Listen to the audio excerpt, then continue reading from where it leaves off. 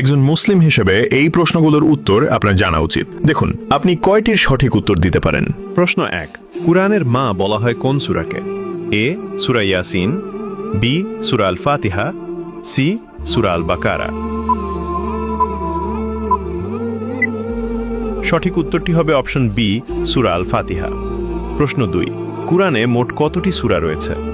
এ 114টি, B 120টি, C 110টি। সঠিক উত্তরটি হবে অপশন এ 114টি।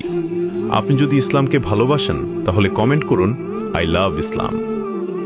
প্রশ্ন 3, কুরআনের সবচেয়ে বড় সূরা কোনটি?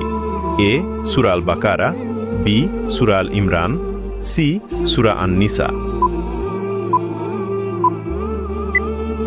সঠিক উত্তরটি হবে অপশন এ সূরা আল বাকারা। প্রশ্ন 4, কুরআনের হৃদয় বলা হয় কোন সূরাকে? এ সূরা ইয়াসিন, বি সূরা রহমান, সি সূরা মুলক। উত্তরটি জানার আগে ভিডিওটি শেয়ার করুন। একটি ভালো কথা শেয়ার করাও সাদাকা। এই জ্ঞানটি শেয়ার করে আপনিও সাদাকায় জারিয়াহার অংশীদার হন। আপনার একটি শেয়ার হয়তো হাজারো মানুষকে সঠিক পথে আনবে। সঠিক উত্তরটি হবে অপশন এ সূরা ইয়াসিন। আপনি কয়টি প্রশ্নের উত্তর দিতে পেরেছেন অবশ্যই কমেন্টে জানান।